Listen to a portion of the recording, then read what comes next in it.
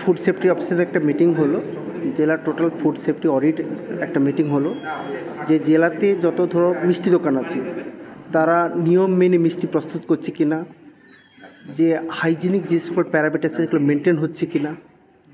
ধরুন দীঘাতে যারা মাছ বিক্রি করছে এবং খাওয়ার বিক্রি করছে, হোটেল থেকে রেস্টুরেন্ট থেকে খাওয়ার বিক্রি হচ্ছে, সেটা সব ঠিকঠাক আছে কিনা, ইন্সপেকশন হচ্ছে কিনা, টেস্ট বা ল্যাবের কতদিন পরে থেকে রিপোর্ট পাচ্ছি আমরা, সেই অনুযায়ী আমরা ব্যবস্থা নিচ্ছি কিনা। এবং যেখানে যেখানে খাওয়াতে হয় আইসিডি সেন্টার থেকে, মিড ডে মিল থেকে বিভিন্ন জনকে সবাইকে অ্যাওয়ারনেস করতে হবে। বিভিন্ন হোটেল, রেস্টুরেন্ট, দোকান তাদেরকে রেজিস্ট্রেশন করতে হবে, তাদেরকে সার্টিফিকেট দিতে হবে, তাদের অ্যাওয়ারনেস করতে হবে।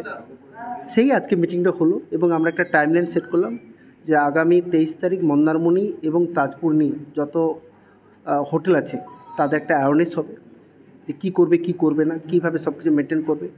দীঘা এবং 4টা সাবডিভিশন ওয়াইজ যত মিষ্টি দোকান আছে তাদের একটা অ্যাওয়ারনেসের জন্য কী করবে কী করবে না মিলে তাদের একটা অ্যাওয়ারনেসের জন্য সাবডিভিশনের 4টা ডেট ঠিক হলো।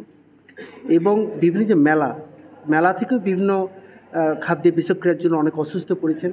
ফলে এখন থেকে মেলা করলে সেই মেলাতে কারা কোন ফুড আইটেম নিয়ে আসছে তার নাম ধাম অ্যাড্রেস সবটা আমাদের জানাতে হবে, সো দ্যাট কোথা থেকে ছড়াচ্ছে, মানে কোনো অসুখ হচ্ছে কি না কোন খাওয়ার থেকে, তারা যাতে আমরা কুইকলি সেটা ট্রেস আউট করতে পারি।